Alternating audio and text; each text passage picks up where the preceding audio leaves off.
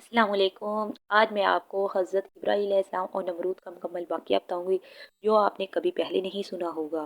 حضرت ابراہیم علیہ السلام اللہ تعالیٰ کے جلیل القدیر انبیاء میں سے ایک ہیں۔ آپ صلی اللہ علیہ وآلہ وسلم کو خلیل اللہ یعنی اللہ کا دوست ہونے کا عظیم مقام حاصل ہے۔ آپ کا تعلق حضرت نوح علیہ السلام کی نسل سے تھا۔ آپ ایسے دور میں تشریف لائے جب زیادہ تر لوگ بتوں، سورج، چاند اور ستاروں کی عبادت کرتے تھے۔ اس زمانے میں نمرود نام کا ایک طاقتور اور مغرور بادشاہ حکومت کرتا تھا جو خود کو خدا کہلواتا تھا۔ ایسے اندھیرے دور میں اللہ تعالیٰ نے حضرت ابراہیم علیہ السلام کو حق اور توحید کا پیغام دے کر انسانوں کی ہدایت کے لیے مبعوث فرمایا۔ نمرود اپنے زمانے کا ایک نہایت طاقتور بادشاہ تھا۔ اس کی حکومت بہت وسیع تھی اور لوگ اس سے خوف کھاتے تھے، مبتلا ہو رہے تھے، یہاں تک کہ اس نے خود کو خدا کہلوانا شروع کر دیا۔ لوگوں کو حکم دیا کہ وہ اسی کی عبادت کرے۔ بہت سے لوگ ڈر کی وجہ سے اس کی بات مان گئے، لیکن وہ اللہ تعالیٰ کی نافرمانی کر رہے تھے۔ نمرود کا غرور اس قدر بڑھ گیا کہ وہ اپنے آپ کو زندگی اور موت کا مالک سمجھنے لگا۔ وہ لوگوں سے کہلواتا تھا کہ میں ہی تمہارا رب ہوں۔ جو اس کی بات نہ مانتا اسے سخت سزا دی جاتی۔ اس کے دربار میں حق بات کہنا آسان نہیں تھا، کیوں نہ کہ ہر طرف اس کا خوف رجب پھیلا ہوا تھا۔ اللہ تعالیٰ نے حضرت ابراہیم علیہ السلام کو ثبوت عطا فرمایا اور انہیں حکم دیا کہ لوگوں کو صرف ایک اللہ کی عبادت کی دعوت دیں۔ آپ صلی اللہ علیہ وآلہ وسلم نے اللہ کے حکم کی پوری فرمانبرداری کی، وفاداری کے ساتھ پیروی کی اور ہر مشکل کا صبر سے مقابلہ کیا۔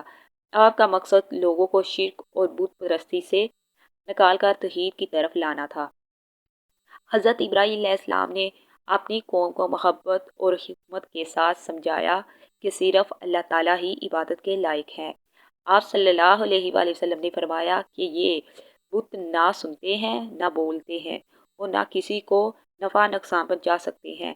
آپ نے لوگوں کو شرک چھوڑ کر ایک اللہ پر ایمان لانے کی دعوت دی، لیکن لوگوں نے آپ کی بات نہ مانی۔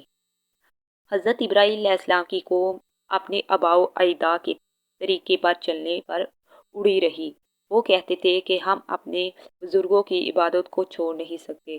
انہوں نے حضرت ابراہیم علیہ السلام کی نصیحت کو ماننے کے بجائے آپ کی مخالفت شروع کر دی۔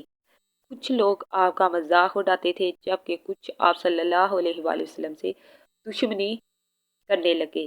ایک دن جب سب لوگ شہر سے باہر ایک تہوار میں گئے تو حضرت ابراہیم علیہ السلام بت خانے میں داخل ہوئے۔ آپ صلی اللہ علیہ وآلہ وسلم نے تمام چھوٹے بت توڑ دیے اور کہلواڑا سب سے بڑے بت کے کندھے پر رکھ دیا تاکہ قوم کو سوچنے کا موقع ملے کہ یہ بت خود اپنی حفاظت بھی نہیں کر سکتے۔ جب لوگ واپس آئے تو اپنے بتوں کو توڑا دیکھ کر حیران رہ گئے۔ انہوں نے حضرت ابراہیم علیہ السلام کو بلا کر پوچھا کہ کیا یہ کام تم نے کیا ہے؟ آپ صلی اللہ علیہ وسلم نے فرمایا، اگر یہ بت بول سکتے ہیں تو اپنے بڑے بت سے پوچھ لو۔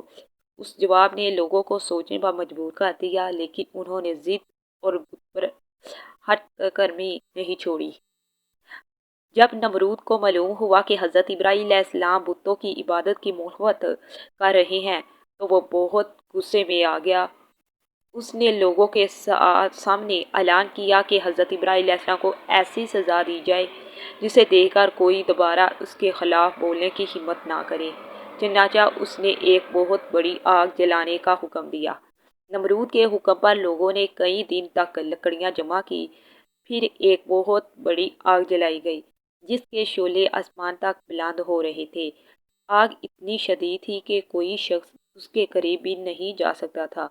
آخرکار انہوں نے حضرت ابراہیم علیہ السلام کو آگ میں پھینکنے کے لیے منجنیق تیار کی۔ جب آگ پوری شدت سے جلنے لگی تو لوگ اس کے قریب بھی نہ جا سکے۔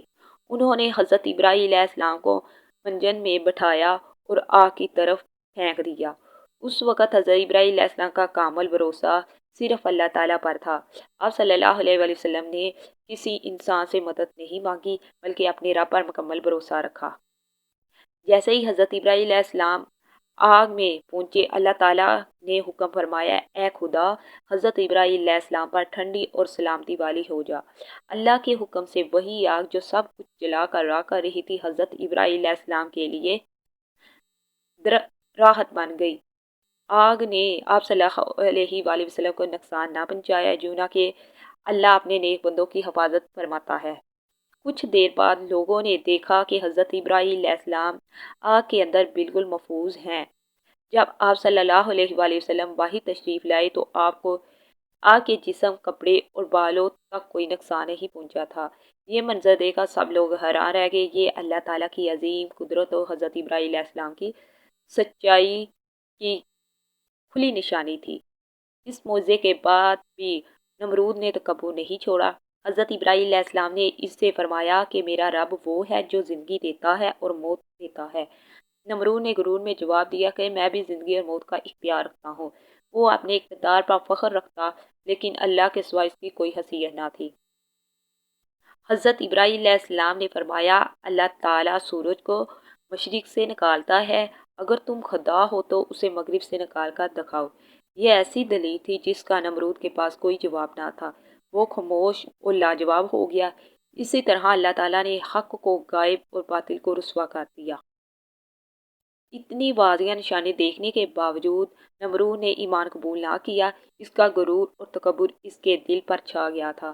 وہ اپنی حکومت اور طاقت کے نشے میں اللہ تعالیٰ کی قدرت کو ماننے کے لیے تیار نہ تھا۔ اس نے لوگوں کو بھی حق کے رستے سے روکنے کی کوشش جاری رکھی۔ اللہ تعالیٰ نے اپنے ایک معمولی سے یعنی منظر کے ذریعے نمرود کو ذلیل کیا۔ وہ واقعہ قرآن مجید میں نہیں بلکہ بعض تاریخی اور تفسیری روایات میں بیان ہوا ہے۔ روایت کے مطابق منظر اس کی ناک کے رستے دماغ میں داخل ہو گیا، جس سے وہ شدید تکلیف میں لایا گیا، آخر کار ہلاک ہو گیا۔ اسی طرح اللہ تعالیٰ کھا دیتا ہے کہ اس کی قدرت کے سامنے بڑی بڑی طاقت بھی ہے۔ حضرت ابراہیم علیہ السلام نے ہر آزمائش میں صبر، ہمت اور اللہ تعالیٰ پر کامل بھروسہ رکھا۔